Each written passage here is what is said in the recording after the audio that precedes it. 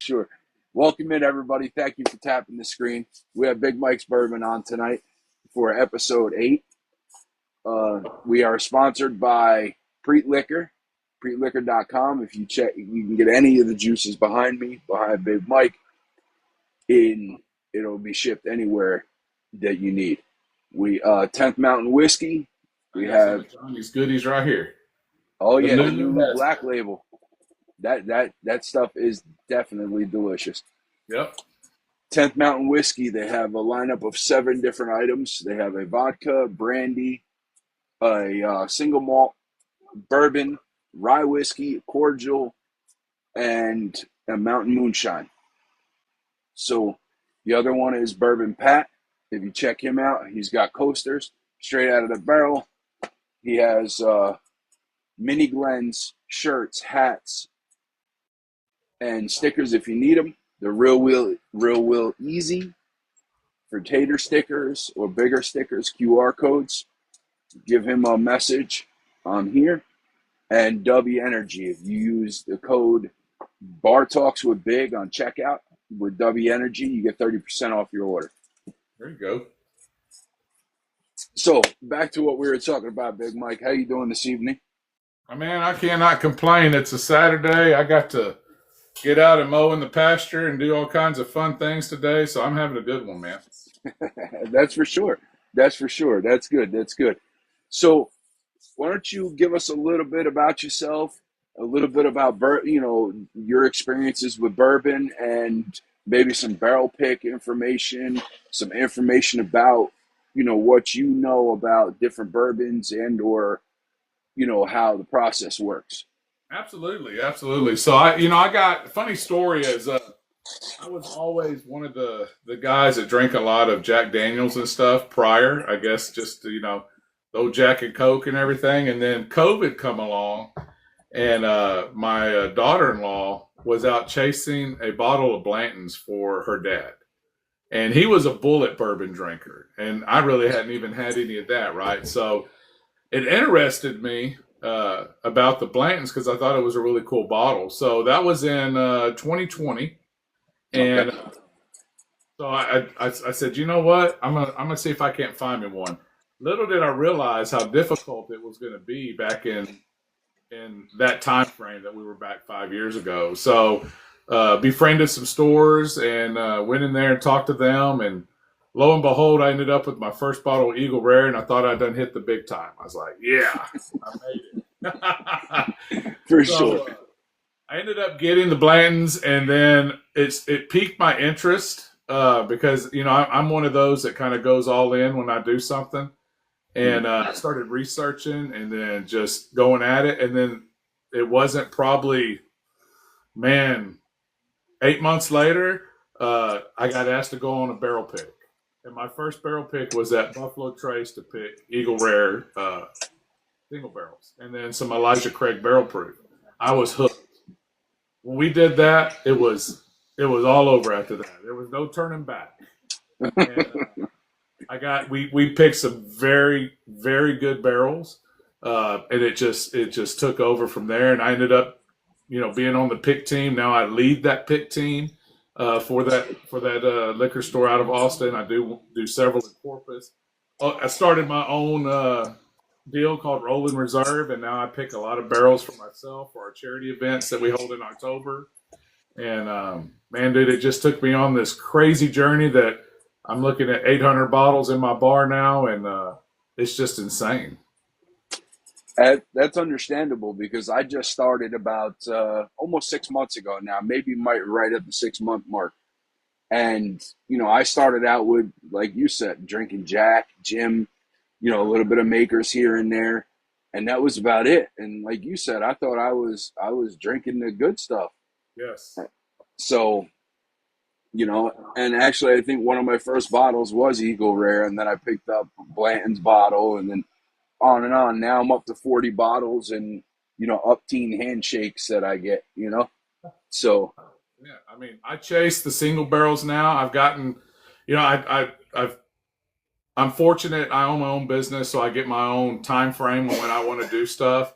So it allowed me to hit those drop days around all these different bourbon stores and the bourbon hunting, and I was able to get some really good stuff. And on that trip to do our barrel picks on the second round, I came home with 61 bottles. Wow. All allocated stuff. Like I went nuts in Kentucky. I was that guy running around with just stupid plans and came home with everything. And now that I will say that my palate has grown. I really dig craft distilleries. I'm a huge fan of the unknowns. I love going out and finding that special single barrel that is just limited to a few hundred bottles max, and just always my search is always for the next great single barrel. And so I've developed a lot of relationships. I've done this year alone probably 30 picks, 30 different barrels.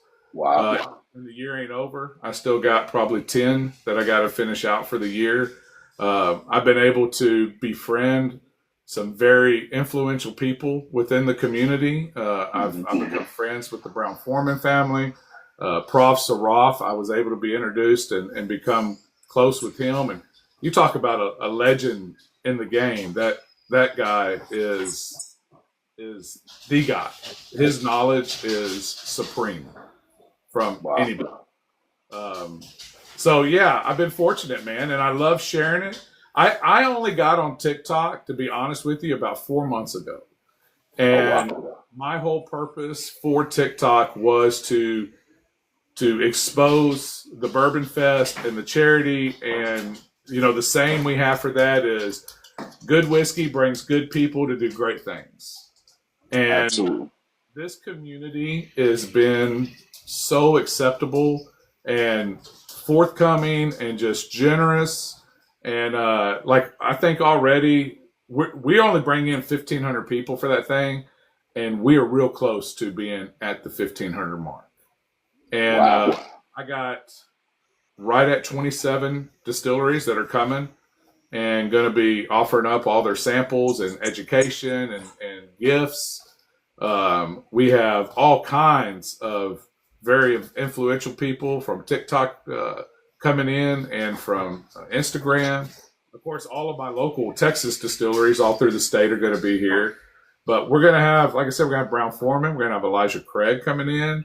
The Sazerac reps are going to be here. Four Roses donated a barrel to us. Mandy Vance is just a phenomenal lady over there in their program. And we got a tier 5, just great barrel that's going to drop at the Bourbon Fest. New Era out of Kentucky is a up and coming, very popular NDP. They have come on board.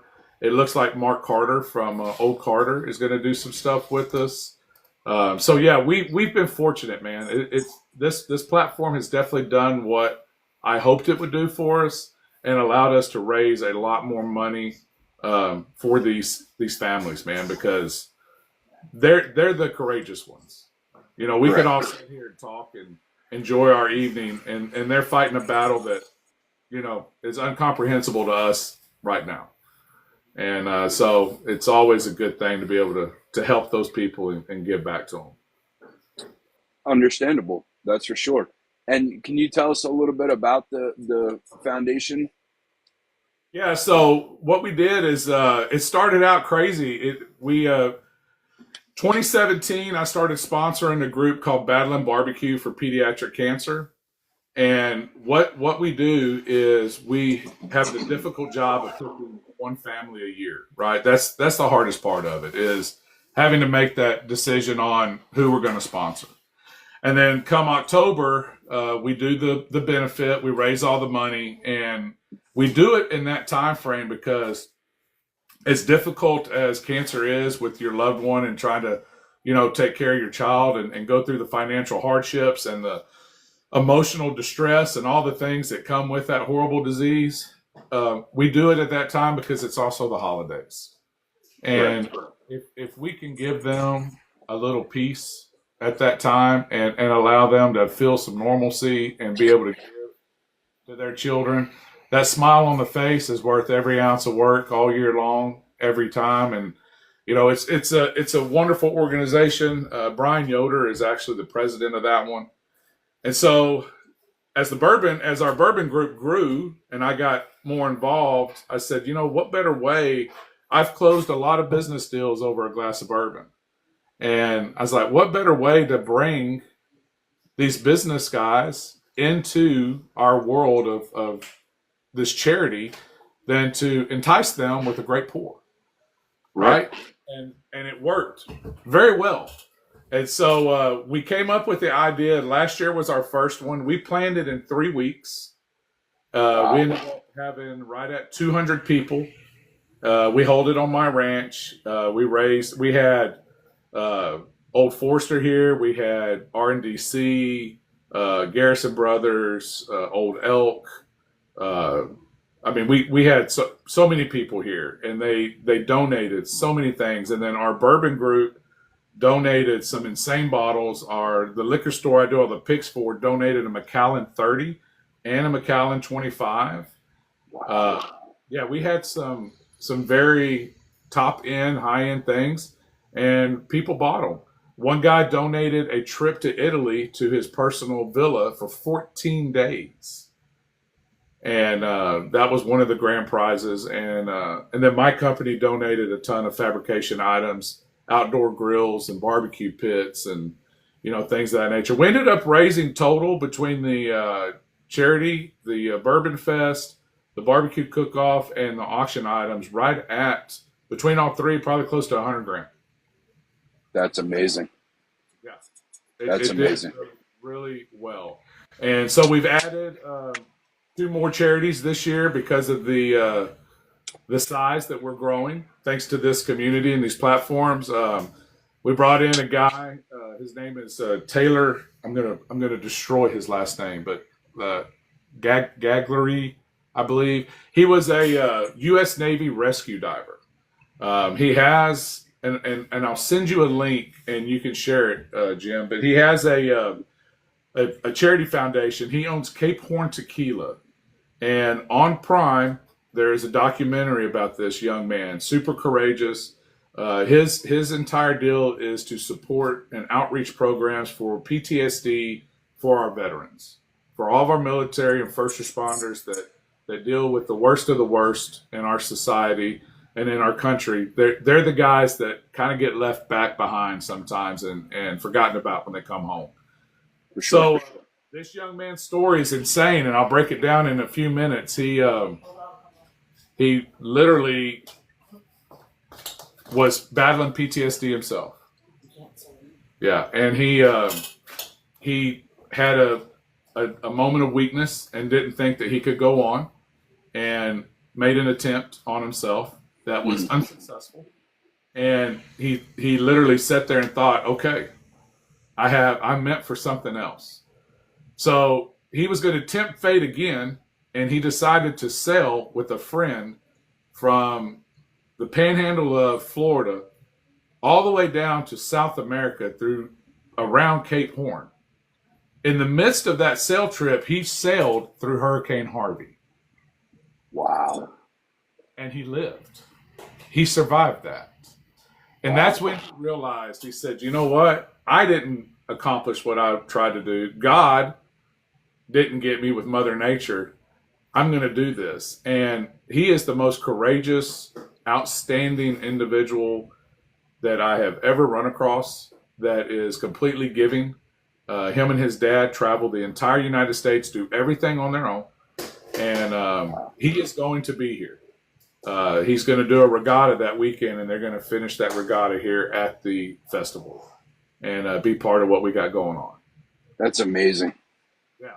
No, super individuals. The stories are crazy, Jim.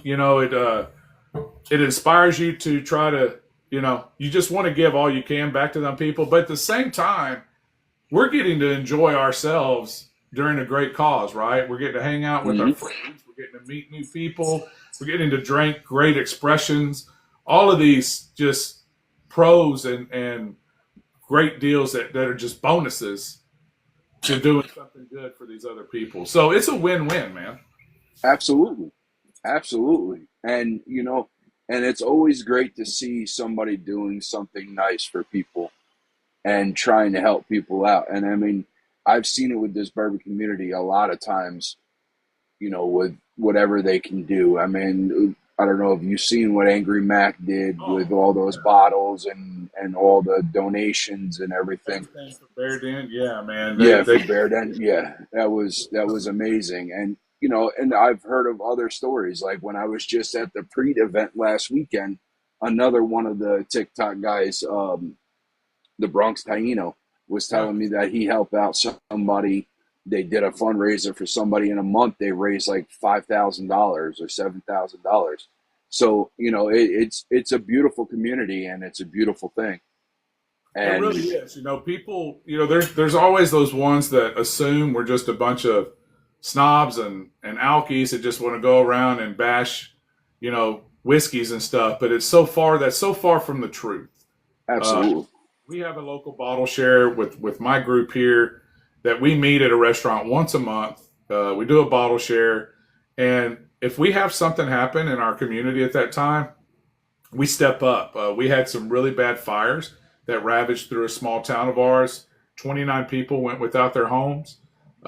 That was literally the same day of our bottle share, and that night, people donated crazy bottles, and we raised $4,900. And we that's literally amazing. started handing it out the next day to the dispersed families. And that's just the kind of environment that this thing brings, and that's all over. That's not just here in South Texas. That's not just in New York. I mean, it's everywhere, Jim. Yeah, We have people coming to our festival from Florida. Ryan Diaz, Whiskey Thief, he is an mhm. amazing individual. He's donated like 6 super allocated bottles to this deal. Kevin Carlson, Shiloh, all of those guys have sent over incredibly cool bottles signed by them, Prof. Saroff, all these guys. So the ability to get to rub elbows with people that may be your mentors or maybe somebody that you look up to is just the exceptional part of this Bourbon Fest. It's turned into something extremely special. And that's the beautiful thing about it. And and I hope that you're able to continue this for years and keep providing the things that you need for these families.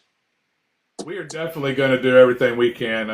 It's to see those children and those families after we present with them is more reward than I'll ever deserve. Uh, Hmm. I've been blessed. My children have not been in those situations. I have had family members, my dad and my grandmother both, suffer from cancer, and my grandmother died from it. So I know the roundifications, but Hmm. all of us know when it's your child, it's just a completely different story. It You know, is. It is. And when it comes to that, it's just a whole, like you said, it's a whole nother ramification. It's a whole nother ball game completely. absolutely, absolutely. And it drains you in many ways that nobody could ever think of. No, and not understand, right? Correct.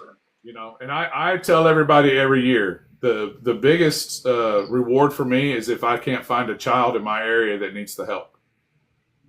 Unfortunately, we have so many, and that's the hard part. We Hmm. get so many of them, and I try to take on one by myself as well, because it's just so hard to read their stories. You want to help each and every one of them, but in today's time, a little bit doesn't do the job what they need.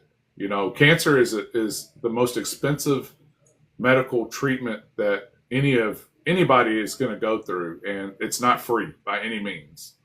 Uh, Correct. Traveling, housing, missing work. I mean, all of those things. It takes over your whole life. It consumes you 100%. Correct. And I've heard stories of people having to leave their jobs just to be able to keep up with everything. And it's definitely a heart wrenching thing, like you said, to read the stories and hear the different things, and try to only choose a certain amount, Yeah. and it makes it really hard. But what's crazy on the whole thing, Jim, is talking about barrel picks, right? Peter Nagleski from Rare Character, I literally sent him one email. He didn't know me at all, right? Like we had never met prior to the email. And I said, I'm gonna go out on a limb here. I sent Peter an email. I said, hey, this is what we do. Here's a link to our fest. Man, we would love to have you. How hard would it be for me to do a barrel to, replicate what we're doing and put out there in the Bourbon Fest to raise some money for, this foundation? And he responded within 5 minutes. And in his response was to his main salesman. And he said, Ryan, make this happen today. Here's Mike's number. Call him, get him, meet up with him, get him a barrel. And that speaks volumes. Same with Mandy. I was there doing a pick for the liquor store I do with. And me and her got to talking after the pick. And I told her what we did. And we shared a story. And it was emotional. And she looked right at me. She goes, I'm sending you an email now. She goes, you literally are going to make the cutoff. We do very few barrels a year to charity. She goes, but I'm the girl that does it. And she goes, and you're getting one. And so that's amazing. We did the paperwork and she did it. And it literally replicates that young lady, Nyla, that we're supporting this year. She's a 12-year-old that's just battling leukemia. And it's just, it's overwhelming. Courageous battle, but it's overwhelming. And they were able to put the logo and the ribbons, and it's Nyla Strong, and Four Roses is 100% behind it. So everybody listening, go support Four Roses. Go support Rare Character. These guys have no problem stepping up. Brown Foreman is sending some special stuff to us. Robinson Brown of the Brown Foreman family is one of the biggest teddy bears, biggest hearted guys I think I've ever met. He's kind. He is just, that family is unbelievable. Ted and Dana at Starlight, same thing. 30 seconds into the story, and they were like, what can we do? We're going to have our people there. We want to, everybody is very quick to get on board and pitch in their part. And you just don't find that. I work in the refineries. I have huge clients that are oil guys, and money is really no object to them. And it's Correct. Pulling, you would think I was pulling their toenails off of them to get them to come in here and sponsor $500. But this bourbon community is throwing it at us. Oh, I don't doubt that. And that speaks volumes, man. It does. It does.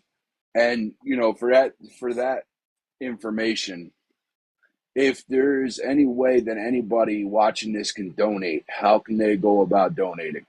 So if you get on my TikTok or my Instagram, which is Bigg Mike's Bourbon, I have a link tree on there. That link goes straight to the Roland Reserve page, and you can message me. My numbers are listed. I'm that guy that answers his phone 24/7. Mm-hmm. So you can get a hold of me at any time. And we will accommodate you and get you everything you need, and everything helps. We do not discriminate. I don't care if it's a bottle of Buffalo Trace. An auction is an auction, and every penny goes a mile. Absolutely. So, well, thank you for going over that and, letting us all know, and whatever anybody can do to support the distilleries and to support the foundation would be amazing. Absolutely. Hey, and Johnny and those guys, like, I'm going to give Johnny some props here, because I've done some picks for Johnny, but Johnny stepped up and he's made some massive donations. And he's coming. There's several guys from New York that are coming down here. Angry Mac is coming. Johnny's coming. Grumpy's coming. There's just a bunch of dudes from your area that are coming down for that fest. Man, you need to hitch a ride with them, brother, and get down here too and do your podcast that night. It's on a Saturday. I will definitely reach out to those guys, because I talk to those guys regularly too.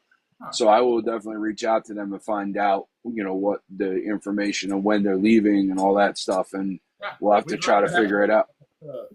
It's the festival is awesome. It's an all day thing. It starts early afternoon. We hold a concert that night. Everybody gets to relax after a day of tasting all kinds of things and rubbing elbows and getting information. There's going to be a lot of people here doing other podcasts as well. So I think this year is going to be the year that puts us over the top and really opens some eyes nationally to what we got going. And I hope I got 40 acres here. I hope they run me out. I hope I got to get a bigger place. Right? And I hope so too, honestly. I really hope that it gets big enough to where you need to find somewhere else to, hold it because it's too much. Yeah. I mean, that's what we're wishing for. And it's a great thing, man. I mean, I've met this platform. I don't care what people say about TikTok. This platform has enabled me to really come across and meet some exceptional people just like yourself. Me and you may have never met had this platform not been here, right? Correct. It opens so many doors to allow people to stay in close contact, visit. I mean, heck, a lot of times I feel like I'm right in the back of the room with these guys. So it's incredible. And I encourage people to really get on there and just be genuine. Transparency is everything. Absolutely. Don't get in this just for money. Get in this thing to broaden your horizons. Get in this deal to expand your community of friends and to get involved to make this world a better place. Because we can do it through this. Yeah, absolutely. So let me ask you, we were talking about barrel picks. Can you give us a little bit of insight on, maybe, take us on a barrel pick with you, like how things went and how things go? Everyone has been different, to be honest with you. A lot of people, I get this all the time. They ask me, say, hey, is it always the same? I can honestly tell you that every pick I have ever been on has created a different memory and experience. You would be surprised that the bigger distilleries sometimes are just rushing you through, right? Okay. Like it's a time frame. It's, hey, get in and here's your 3 barrels and boom, you're gone. And then there's other distilleries like Dream Spirits, for example.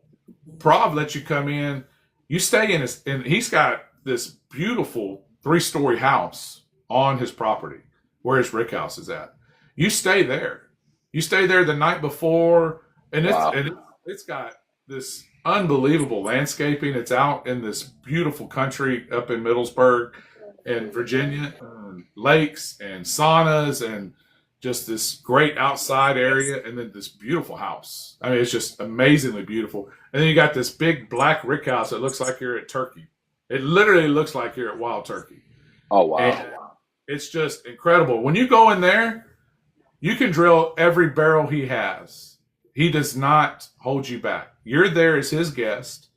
And I picked 5 barrels while I was there with Prov. And we sampled as much as we could. I think we sampled 26 barrels. Wow. And they were all amazing. I'm talking stuff from Russell's private barrel, 10-year, 11 years, to some high-age Booker's barrels, to some high-age MGP 95.5 Ryes and 10-year bourbons. He had some Barton stuff that was, high-aged and high-proofed. And Prov, the whole thing's open. He goes, I got plenty of drills, plenty of batteries, let's go. Wow. And Prov's is an amazing experience. And anybody with a barrel club, I recommend you do that because 2 things. You get to meet a man that is a walking encyclopedia of the bourbon and whiskey world, right? He's the guy that bought the Pappy Barrel at the California wildfires. He's the guy that has bought the only President's Choice single barrel ever in history. Both of those were charity donations and big 6-figure numbers. And that is how he is designed. He is a giver. He is a wonderful, wonderful individual. And it replicates in his pick. The next one that I would say was really cool, because they all start out the same, right? So the way I get my barrel picks is 2 ways. I get mine through The liquor store, I do a lot of stuff with Chris's Liquor out of Austin. They're a high volume independent store. And then Bootleggers and Liquid Town out of Corpus Christi. So I do a lot of stuff with them. And then Preets. I've been on multiple picks all over the country with Johnny. And he's just, you know him, he's amazing in his own, Yes. right? But they all start, the liquor store ones are that way. Now, the other way is like I was telling you earlier, an email, reaching out to the barrel program people, developing a relationship with the distilleries themselves. And that happens so easy. It's just by going and visiting them and talking. You got it. I'm a talker. Yeah, me my too. mom tells me I won't shut up, right? So I'm the guy that's I'm gonna talk to you. I'm gonna give you my number. I'm gonna email you back, and we're gonna just have fun. And that has allowed me to really develop some very exquisite relationships with the right people. So when I send an email and I'm like, hey man, this is what I'm looking at doing, we drive up or we'll fly in. And every one of them is different. You know, they start early in the morning. People don't realize that, but most of the time you're 9 a.m. drinking bourbon. So you have to prepare yourself for that. For sure. Pancakes and bourbon, brother. You just got to. But what I try to tell people, because I started taking people on them with me that haven't got to experience it, because I think every whiskey person should do this one time. It's a must-have bucket list thing, right?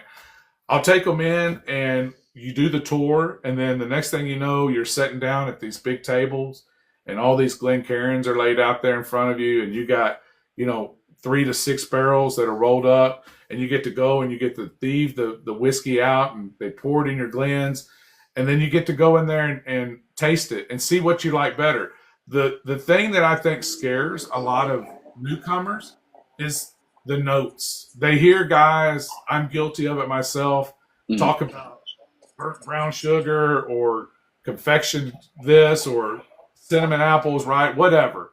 They're scared that they can't pull those profiles out of the whiskey. And my advice to them is very simple. You are only going to know what you have tasted.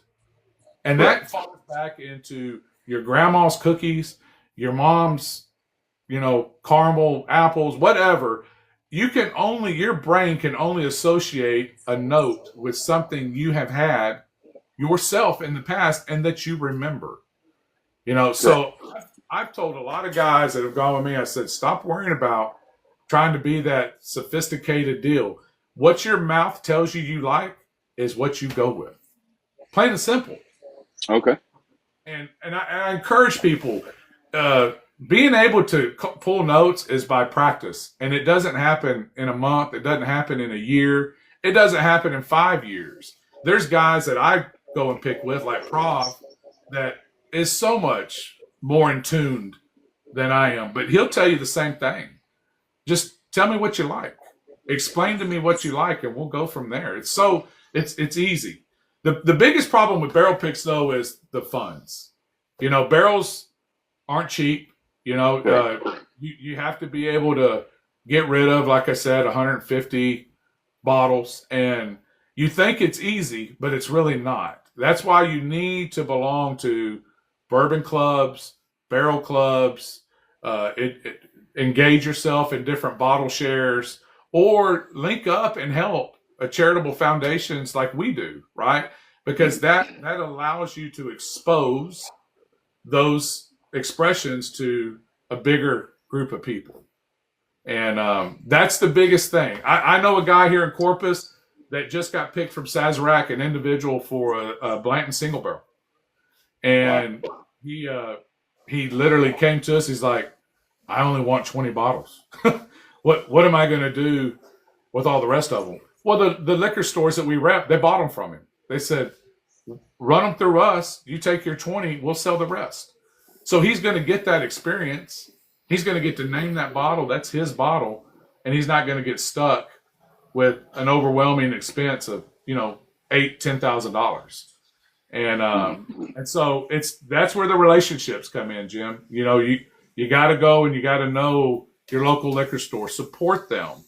and they can help you in a whole lot of ways that you probably wouldn't think they could do. But you do need them. It's a 3-tier system. You got to have those guys.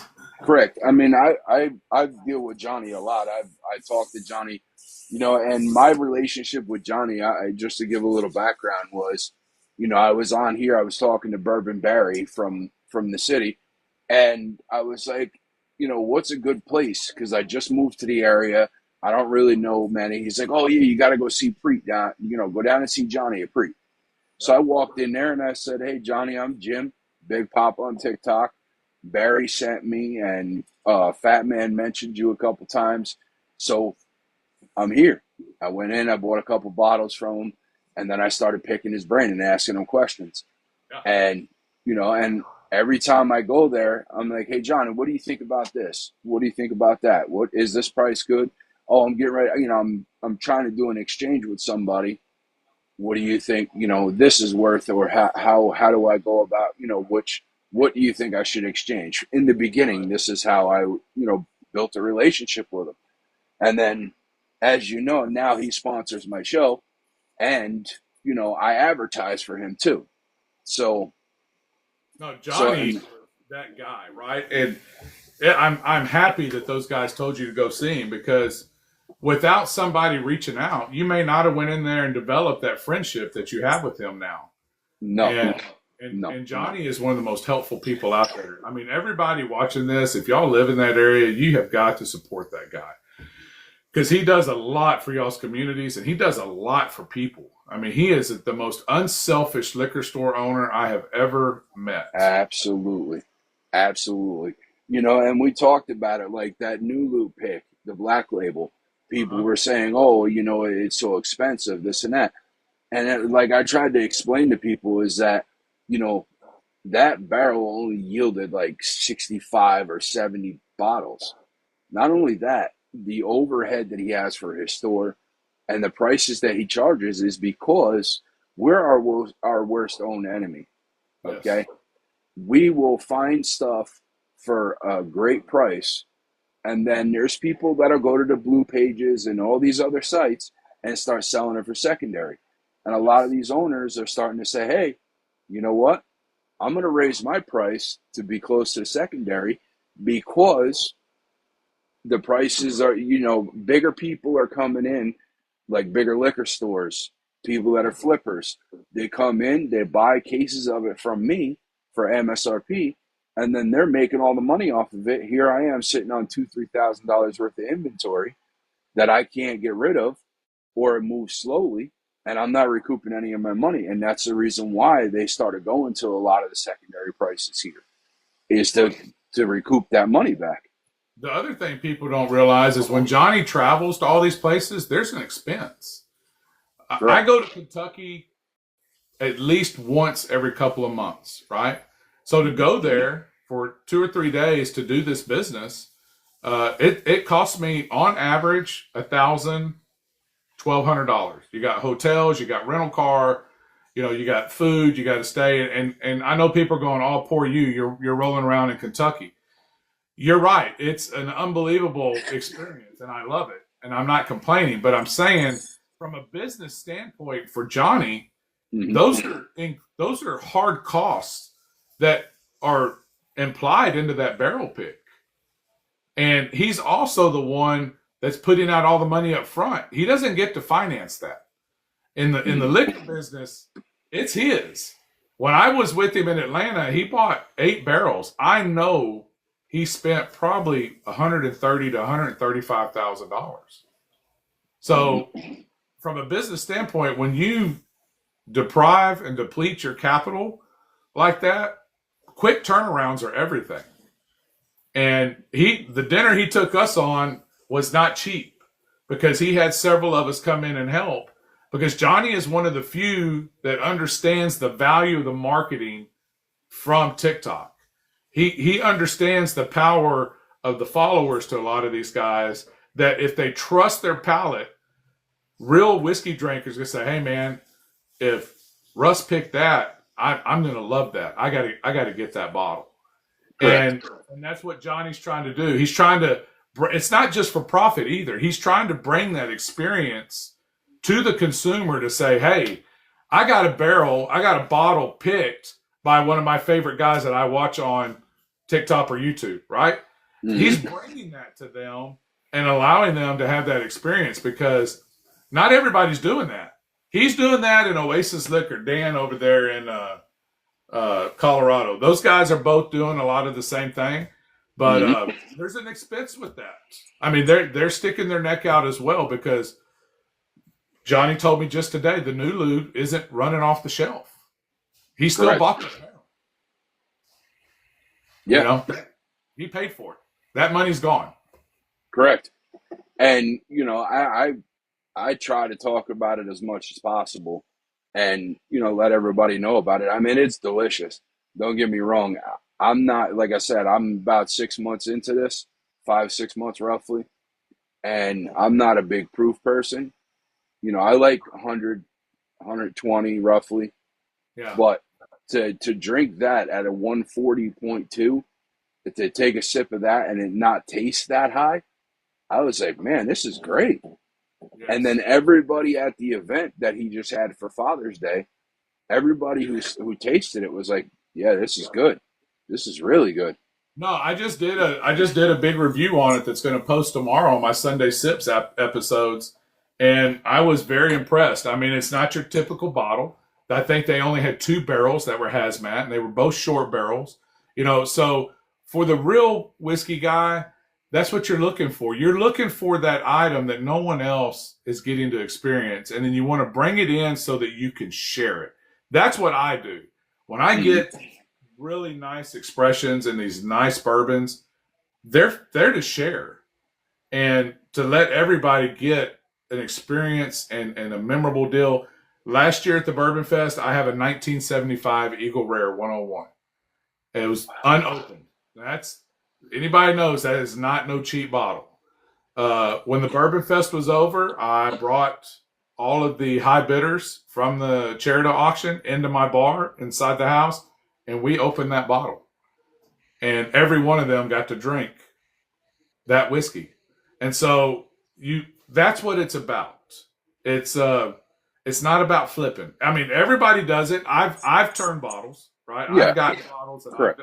everyone has done it. It supports the habit. You have to make a little subsidized income in order to buy everything that you want to buy, right? So For sure. it's a game. But I tell those guys, don't be in it just for that. Be in it because you also love it, right? Like you're passionate about it. Share the passion and enjoy it. Some guys are just in it to sell. They're like a car salesman, man. They're just in it to get the money and walk out. And that's the thing that I hear the most right now, Jim, is people keep saying bourbon's dying. That is so far from the truth. The demand for bourbon is higher than it's ever been. The thing that is dying is that we are finally getting products released to the public that is allowing the secondary to come down. That's what's changing. The Correct. secondary pricing is changing. The demand for these bourbons and these NDPs and all of these new craft distilleries that are coming on is rapidly growing and still in demand for the people. Back in 2015, an 8-year bourbon was a pinnacle. Mm-hmm. The 8-year is just an everyday thing. Now we're focused on 12, 15, 17-year bourbons, 20-year light American whiskeys, right? Like, I mean, the market has changed drastically and allowed people to really assemble and taste some of these higher end products that they probably thought they were never ever going to find. And now they're there, and it's greatly because of these small craft distilleries. They are allowing people to be able to experience those great things. I support it 100%. I agree. I agree. And you say, sometimes I'm going to answer, Jonathan. I'm going to answer your question in a second. Okay. Um, I would have never tasted Old Stubborn 12-year if it wasn't Yeah, for the event last weekend or 2 weekends ago, whatever. Yeah, it was last weekend. last weekend. Um, Yeah. I wouldn't have tasted that if it wasn't for that event, because I'm not one of those people, and I've said it numerous times. I drink the bourbon and the whiskeys by myself. I talk to guys on here unless I'm going to a bottle share with somebody if they're doing it around here or whatever. For the most part, I'm not spending over $150 or $100 on a bottle, Right. you know? So some of that stuff I would have never tasted if it wasn't for Johnny, David's Rick House, and the Bronx Taino, Yeah. those guys who brought all that stuff last weekend. I would have never tasted it if it wasn't there. And so, I have to say that, like we've said from the start, and we continue to say it, the community is amazing for getting together and not saying, "Oh, well, I spent $400 on this bottle. I'm not going to share it with everybody. There's less for me." No, no, no. These guys are saying, "Hey, pop that bottle. Let's all drink Yes. it up." There's 12 of us standing there, or 14 of us sitting there. And it goes back to with Johnny. After the event was over, there was a bunch of us that were still there from TikTok that were still there hanging out. And Johnny invited us inside and on the back deck. And he was like, "Hey," and it's not just because we're on TikTok. Johnny does this with everybody. You show up at Johnny's store and he'll say, "Hey, anything you want on the table in the back or on the barrels that are the tasting barrels, or on the shelves, in the back. Here's a glass. Taste it. Drink some. Enjoy yourself." Right. And it's just amazing the way that all works out. And Jonathan asked, "I haven't got to try JD14 yet. Is it worth the hype?" Jonathan, I'm gonna be very honest with you, and I'm actually picking a single barrel of JD14 in September. Um, it's good. It is not much better than JD12. For the hype, I've had plenty of it. The JD12, if you blinded them, I hate to say it, you might pick the JD12. The Russell's 15 is definitely better than the JD14. The JD14 is great, and if you can get it at MSRP or slightly over, I highly recommend it. But I do not recommend you going out and spending $500 on it, because a Jack Daniel's barrel proof rye or a Jack Daniel's single barrel proof, you're going to love just as much. It's not worth the hype. And there's an absolute ton of it. I don't understand why people are still selling it at secondary, because the reps at Brown-Forman told me there's 28,000 bottles of that available. Wow. So don't go spend a ton of money on it, because there's plenty of it still coming. It's going to be there. Correct. And I've tasted a couple of shakes of JD14, and I thought it was good. Like you said, I was a Jack drinker for a long time, so I thought it was good. Don't get me wrong. But like you said, I'm not spending the $500 on the bottle. I'm not. That's not what I do. No, and I'm a Tennessee Squire, right? Like you're not going to find a bigger Jack Daniels fan than me. Mm-hmm. I love Jack Daniels. I am a huge Brown-Forman fan, and I love it. Coy Hills are still one of my favorites, but I'm an honest guy too. As much as I like it, it's not worth that. And that brings a good point, Jim. You talked about you don't want to spend more than $150 on a bottle, right? Mm-hmm. Well, the distilleries agree with you 100% too, because you go back and you look at all of the BTACs, the birthday bourbons, all of them, they're under $200 MSRP. The distilleries know the value of their bottles. It's not the distilleries that drive that cost. It is the consumer that is driving that cost. And that's the bad part of it. I don't know if any of these guys on here remember back in the day, but in 2016, Pappy was on the shelf. You could walk into a store and it's sitting on the shelf with dust on it because it was $100 and no one was buying it. And now it's sitting there selling for $600 to $1,500. And yep. I challenge you to drink it blind, and it will surprise you at how so many other $60 to $100 bourbons out there are better. It will blow your mind. See, that's interesting, because that's one of the things that I've always wanted to try. But like I said, I'm not going to go out run out and spend that type of money on a bottle. And Well, you I'll know, send you because do it blind. Literally do it blind, and you're gonna thank yourself for not going out spending $1,000 on that bottle because they're not worth it, but they're not meant to be. You correct. know, everybody will tell you, Wheatley, Harlan Wheatley, all of them, our bottles were not meant to be that. Now, did they do that with the Millennium and the Double Eagle Very Rare and the 25 and 30? Yes. It's meant to be that way, and here is why. When you age a barrel for 20 plus years, you're only getting 20 bottles out of something that you have paid tax on for 20 years. The cost of waiting to pull that liquid is extreme. And Mm, it's all factored in there. And I think that's the thing that a lot of people aren't educated on either. Kentucky, especially, taxes you every year on your distillate. So imagine that barrel sitting there for 20 years, how much you have invested in it, and it's evaporating out at the same time because you're correct. paying on that what you put in. And I don't think people realize that. You're paying for 53 gallons and you're only going to get 12. Wow. So imagine that, right? Right. That's what drives the cost to some of that stuff. And it's understandable when you hear it that way. I don't know why that's not talked about more to help, the economic side of it for people to understand this is why you're paying for that. But I try to take it back to a old hot rod, right?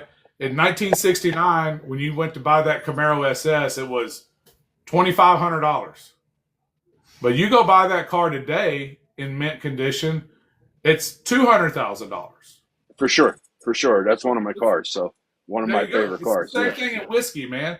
It's this Yeah. cost, and what people don't realize is that distiller may not even be there anymore. That distilled that whiskey because it's 20 plus years later that you're actually bottling that. The world has changed drastically in that time. Absolutely. I mean, So yeah, I mean that's I mean just look at the last 20 years for us. I mean, could you imagine, the whiskey world? And if I'm not mistaken, doesn't Buffalo Trace have like 280,000 barrels sitting there aging? yes. So I went in their cold storage room too. They had stuff in there that was 30 plus years old, and it's sitting Wow. at 45 degrees right now. And Wow. this, and in that warehouse, there had to have been 350, 400 barrels. And they had Pappy 30 in there. They had the Eagle Rare 30 in there. They had a large amount that they're paying for to this day still, and it's not in a bottle yet. Yeah. That's It's a amazing. $1 billion. It's a $1 billion tax industry. Buffalo Trace alone is a $1 billion tax company that they pay tax on a year. Brown Forman too. Their Mhm. costs are exceptional. And when you really look at those numbers, you think, well, heck, no wonder it's the price that it is. I'm amazed that they can put out whiskey for $100 a bottle because as a businessman, when I look at that, I'm like, talk about waiting on your money. I Yeah. mean, Robinson was a kid when some of this stuff was bottled that's coming out now. And now he's the vice president of the whole company. So, Yeah. that puts it into perspective in time frame of how much a life changes and how many things change in that time frame that truly do justify the value of that product. Yeah, when you put it in that kind of perspective, I mean, it does make a lot of sense. I mean, I've watched some barrel pick videos, and they were talking about. I think it was Jack Daniels had over 500,000 Yeah, barrels of just sitting there. I want to say it's almost 700, but if I remember hearing correctly, with all the different rick houses and the different areas on the property and all that, just the thought of that alone, of them sitting on over 500,000 barrels, you know, that's a lot of money that just put out. I mean, That's a lot of money, and that's a lot of liquid. for Which sure. brings us to the whole purpose of this collaboration we're doing right now, this channel, right? Mhm. Barrel picks are there, people. Believe me, Jack Daniels does not want to just leave barrels that are ready sitting in the rick house. They want to get rid of them. Their problem is a lot of people are intimidated to reach out to them and say, hey, I would like to do this. Get you a group of 10 guys together, and then it makes it a lot more affordable. You get you a bottle of JD10, a barrel of JD10, or a barrel proof rye, or one of them. If each one of you put in $500-$600 on 10 dudes, you can get that barrel, and you got yourself, 10, 15 bottles a piece. Yeah. So, if you want to do it, it's there. It's not it's not hard to do. Yeah. When I originally started this journey, I wasn't really sure on barrel picks, but I had just had a conversation with Johnny the other day with Taconic Distillery being so close. I said, how about we go do a pick there? And I would like to go. And he was like, yeah. I was like, yeah, I would like to go Yeah. because I want to experience it. I want to see what it's like and just go from there. And Johnny was like, all right, we'll get it squared away and then I'll let you know. And I was like, okay. You're going to love it, Jim. I really hope anybody listening tonight, they try to do it at least once, because it is a bucket list dream for anybody that is in this bourbon world. And it will change your entire perspective on how it is. A trip to Louisville, not just to go through the tours and soak in the history, but to actually be a part of the process on what their people do day to day, and literally see barrels rolling on tracks all through the facility like they did back in the early 1900s. It's the same. You would think automation would have taken over in today's society, right? No. Yeah. The Blanton's room literally has 10 people five on each side of a table, and they are stickering and writing on those bottles. And today's time, they're still doing that. But that adds the personable side to that bottle, right? I mean, that's why every sticker is not the same. The handwriting is not always the same. It just adds a personable touch to every one of those bottles that's out there. And then if you go watch that process at these distilleries, it's a hard job. I mean, these guys work all day long. We gawk at them when we go through there like, oh, you're so lucky. But it never stops. They run 3 8-hour shifts a day at Buffalo Trace. They do not shut down. Wow. It's 24/7 operation. Wow. Yeah, that's crazy, right? Yeah, it's crazy and amazing at the same time. I mean, to think that they would run, 3 8-hour shifts and have somebody on at all times to do this. And to think that, these guys are rolling, they're guys, gals, whoever are rolling barrels in the middle of the night, rolling down these tracks to go to the next spot. I did see a couple videos on it and I thought it was cool, but you would think they would make it faster if they would just pile, 8 barrels or 4 barrels on a forklift and bring it down. It would be a lot faster, to keep the production going faster. But, they run I guess 120,000 gallons a day, every single day. Wow. That adds up super fast. Correct. I mean, and to think that every barrel is what, 52 gallons? 53. 53 gallons? And they say they can fill 1,800 barrels a day of each expression. Wow. So think about that. So they have 4 mash bills, and they're going to fill up. So that's roughly 7,400, something like that, 7,200 barrels a day, every day. So they need to be rotating them suckers out. They don't need them just sitting there and sitting there and sitting there. Mm-hmm. And so that brings us back to where there's no shortage of whiskey. There's no shortage. The shortage comes from the distribution side, because they take people like Johnny and they say, hey, you got to buy 6 cases of this trash, and I'm going to get a case of this. And then you go to the distribution's warehouse, and there's pallets of all of this great stuff that we all want, but because they made a deal with Joe Blow over here in brown water sauce that, I'm going to sell your product so that they make their portfolio look bigger, they hold the liquor stores prisoner. And that's why there's so many lawsuits. That's why there's so many things going on. That's the reason that a lot of these distilleries are making changes to newer, more modern distributors. I think that's the reason you see RNDC having some issues right now, because those ways don't work anymore. A distillery wants to sell their product. Just like any other business, they need their product on the market and being sold, not kept in a warehouse. Wow. Now, have you ever looked into being a distributor yourself? I would hate to do that. I'm actually opening up some whiskey bars right now, and we are in the process of looking at opening an NDP.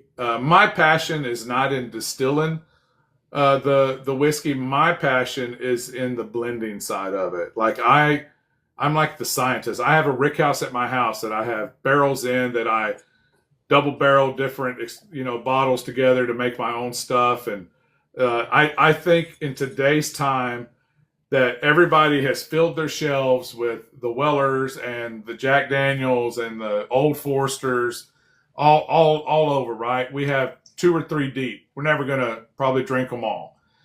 Now they're all looking for that crazy thing that no one else has. And even the distilleries are playing with that. That's how Buff Turkey, got put out on the market. Everybody raved about that. Well, there's another one coming out that I've been told about that is going to be the same, but with another big distributor and Buffalo Trace as well. So Okay. there's more of that. I mean, not Buffalo Trace, Turkey and another big name did that same type of deal when Turkey was having to use other people to distill their product while they were under construction. Okay. So it looks like there's another one out there that's about to hit the market, and I'm sure it's going to have the same, infatuations, as you would say, but it's coming. And the Buff Turkeys were crazy. That's the one thing that got me noticed is I had a very exceptional single barrel of Buff Turkey that I picked at the whiskey blendery up in Oak Point, Texas. And Kevin Carlson got some of it, and he was over the moon, and everybody else came to the moon. And it was a short barrel. I only had 76 bottles. And so by the time it got noticed, those bottles were gone. There's literally only 3 more in existence, and 2 of them are going to be in the Bourbon Fest. And I will say that I've had some individuals reach out to me and offer some crazy money, $5,000 for a bottle, and I won't sell it because it's going to be in the auction for the people that come to the Bourbon Fest to have an opportunity to get that bottle. Wow. So I'm gonna go to the chat. Yeah, what is Buff Turkey? So Buff Turkey is what happened is back in 2009, Wild Turkey was under construction and employed Buffalo Trace to distill their mash bill using Buffalo Trace grains, and they did. Buffalo Trace took the mash bill, the 75-13-12, and they literally got that all ready, and I think they did 1,200 barrels, something like that. They distilled it using Buffalo Trace grains and put it in the barrels, and then Turkey took it back to their rick house and aged it for 15 years. And when it come time for them to release it, my opinion, don't quote this as the gospel. This is what I think is the reason they didn't keep the barrels for themselves and bottle it to it. I think it's so good that they realized it would be a marketing nightmare for them. If they take a product that is only their mash bill and it gets out there that Buffalo Trace did it better than them, what would happen? Yeah, it would put them under. It would be complete chaos, right? Mm-hmm. So I think from a marketing standpoint, and again, this is my opinion, I think from a marketing standpoint, Wild Turkey said, put these on the market to the brokers because this is good. And if we put it out there and we disclose that this was distilled in Frankfurt and not at our place, the whiskey geeks are going to just run us through the mill. Correct. And it was a good decision because they still got the publicity, right? They still got all of those things that were positive for them, but it just got put out to the brokers and all the NDPs bought them. And then they got to really boost their position and their marketing within this community and in this industry.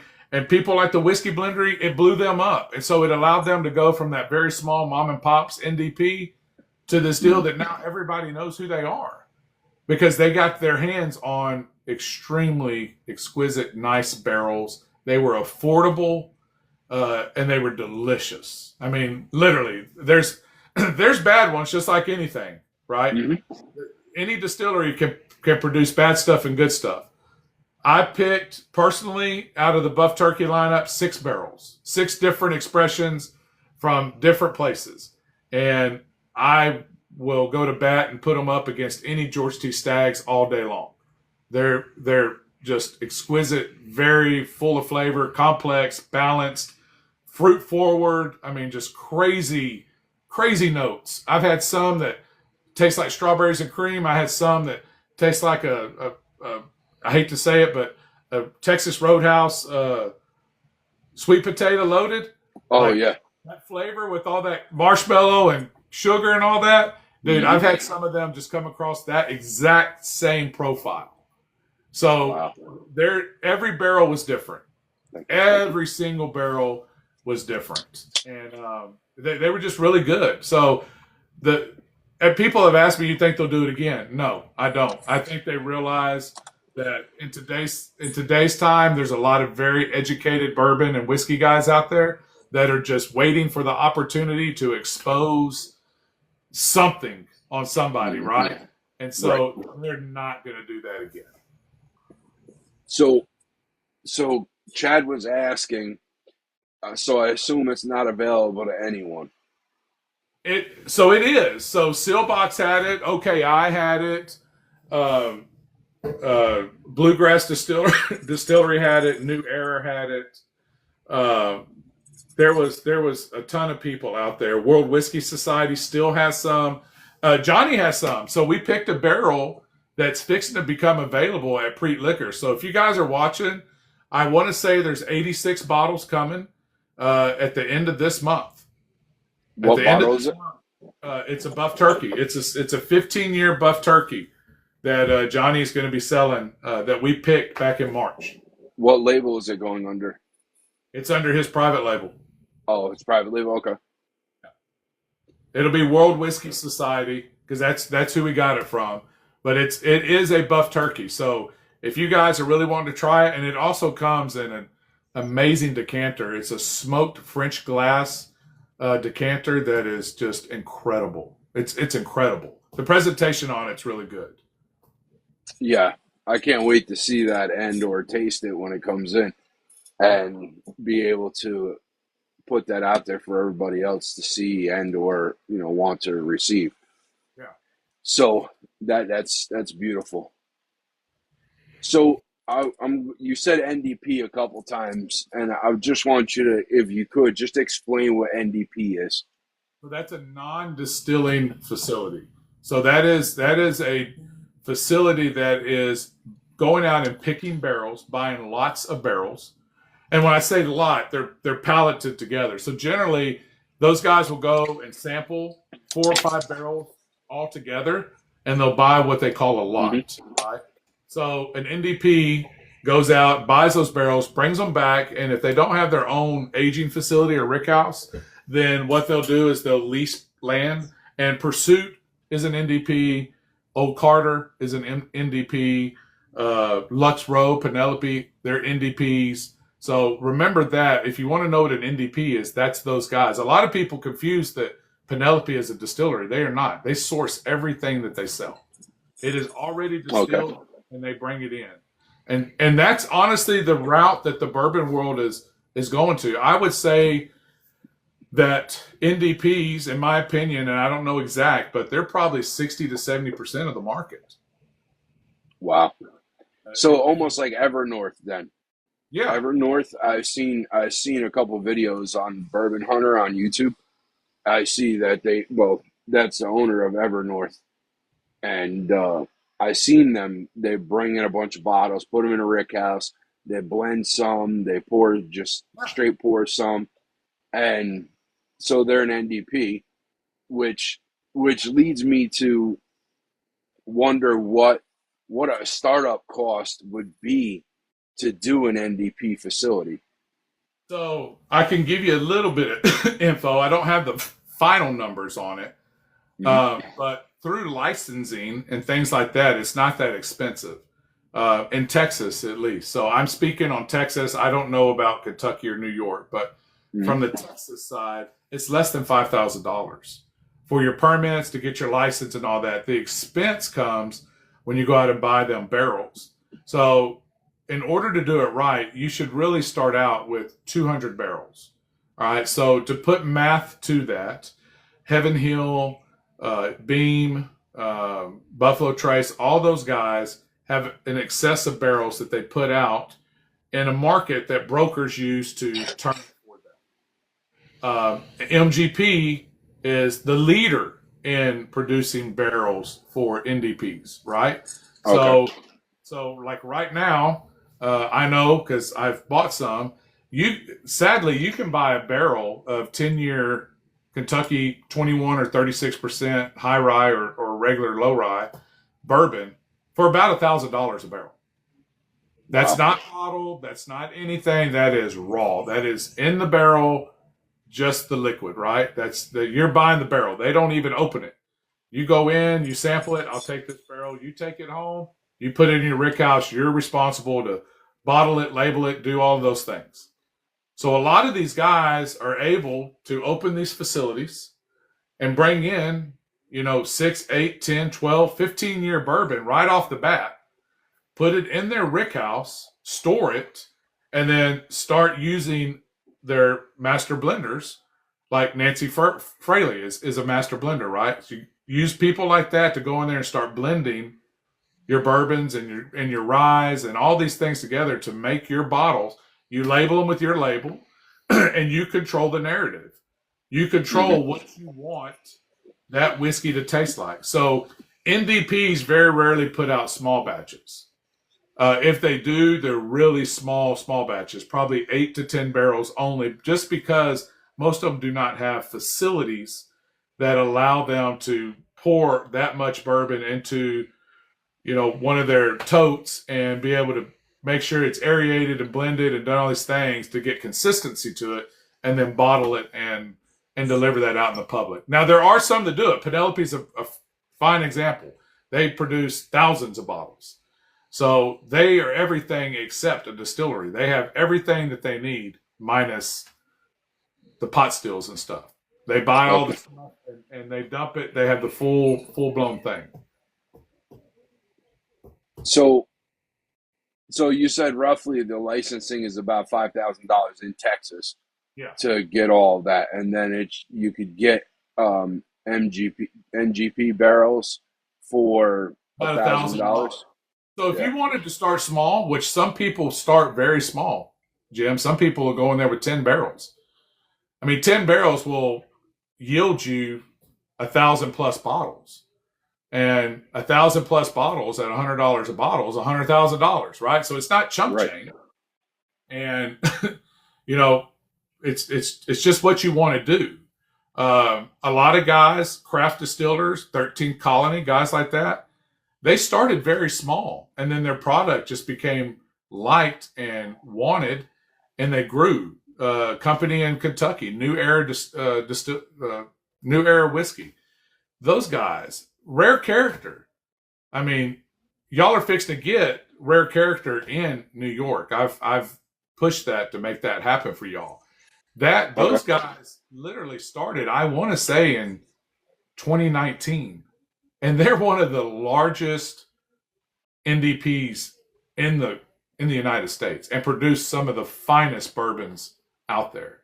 So And Penelope literally just sold Deluxe Row, rumored for $200 million, and they're an NDP. They Right. didn't distill one thing. They're sourcing their whiskey in. They're sold the name. So you could, if you can go out and develop a following and establish that you know what you're doing in picking whiskey, like Ed Bly on Old Stubborn. Ed Bly is a prime example. You brought up Old Stubborn. All of that is sourced. Every bit of that is sourced. He went out, tasted it, stamped it with his approval, came up with those beautiful bottles, poured it all in there in presentation, and it was extremely successful, right? So Right. if you have that passion to go in there and do that, which is what I'm doing, then you could, there's no end. It's infinite. You can do whatever you set your mind to do. You just got to make sure, the recommendation I make for anybody to do it, be transparent, be honest about what you're doing. Don't try to sugarcoat or chase something. Be you. As long as you do those things, you will succeed. Correct. Absolutely. And that works for anything, though. That works Yeah. with a lot of things in general, and that's like me doing this show. I mean, I reach out to I reach out to a lot of people on here and say, hey, you want to be on the show? Let's talk about this. Let's talk about that. And then as the show goes on, we talk about a lot of different things. And, being transparent is one of the things that is the best for all practices. Absolutely. 100%. 100%. Especially in this. There's a lot of people out there that will blow smoke and tell you something's this or something's that. You'll never see me do that. When I do my reviews, it's exactly how I feel. I don't give somebody a better review because they sent me a bottle to sample for them and try. I have literally called people and said, hey, man, I'm not going to do this review because this just doesn't fit my palate. And Correct. I don't want to be the guy that, gives you a bad review, because the next guy may love it. But I can't honestly give you one because I don't feel that way about it. And 9 out of 10 times they appreciate the honesty. Correct. Most people will. Most people will. So, and that's the beautiful thing about it. So I think I've covered everything that I'm going to ask you. I'm going to leave it to the chat to see if there's anybody else in the chat that would like to ask some questions.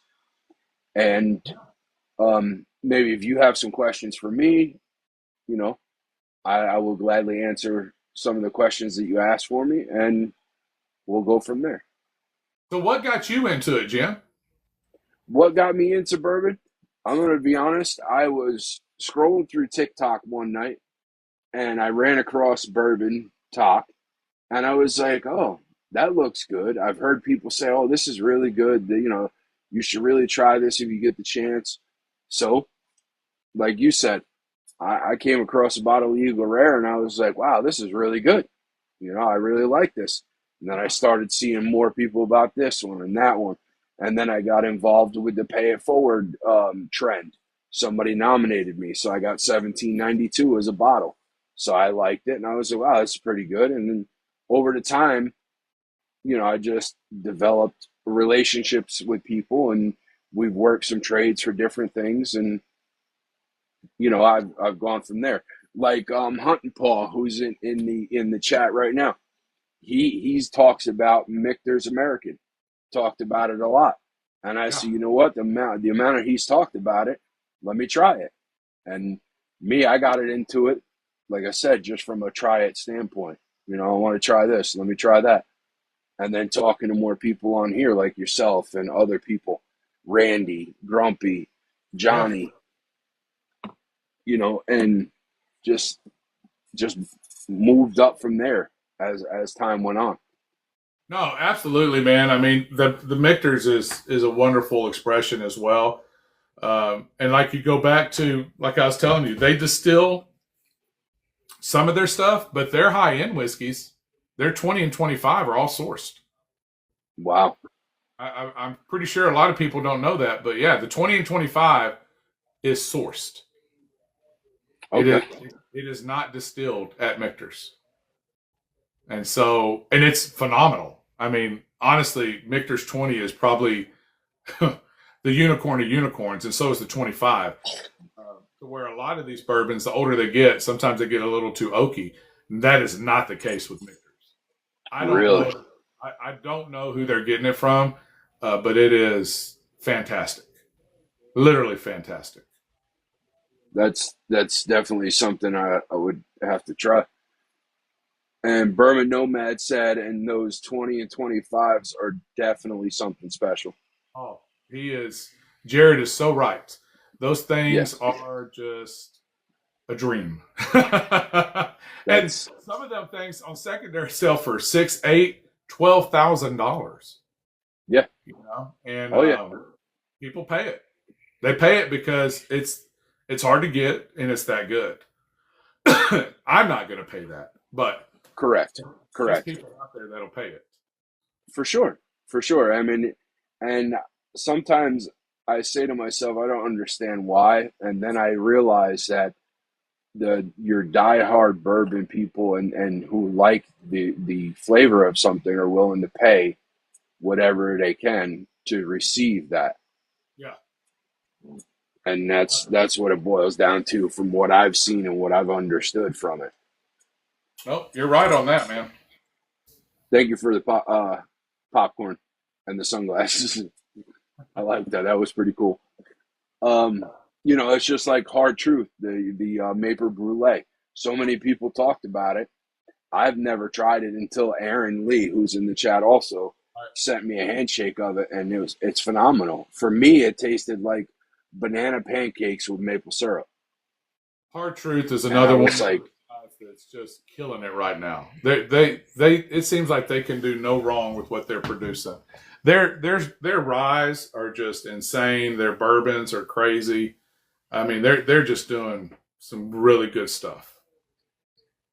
that's and from what I'm gathering and what I've tasted so far of it, I think it's phenomenal. And to say that is very phenomenal. Absolutely. Absolutely. So does anybody in the chat have any questions they would like to ask while we're right here?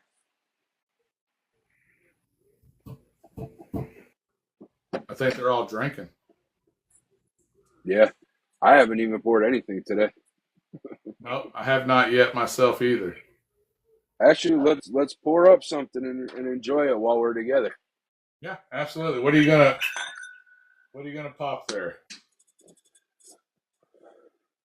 I am not sure. What do I? The choices.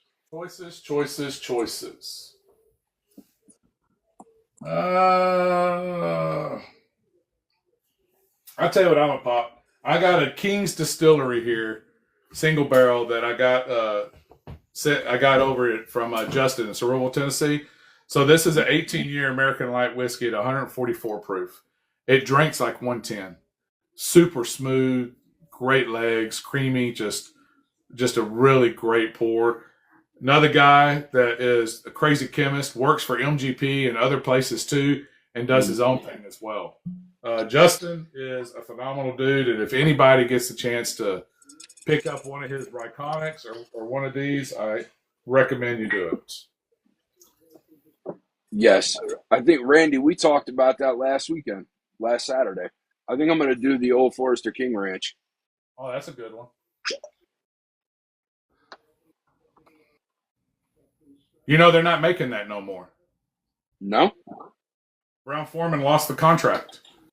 Really? There is no more. There will not be any more Old Forester King Ranch. So whatever you find is it. Wow. So enjoy that bottle. Oh, yeah, cheers. Cheers to you. To you and everyone out here.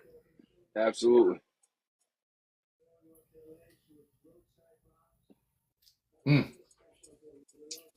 Justin's doing good things, man.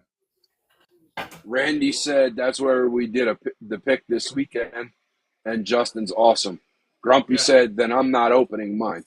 Well, I'm glad I have 2 more bottles coming then. Yeah. No, there'd be no more Old Forester King Ranch at all. King Ranch decided to come up with their own private label, like the 4.6s did. Okay. So they pulled that brand from Old Forester. So yeah, I think I have like 12 or 14 bottles of it put aside because it's good. It's just not going to happen no more.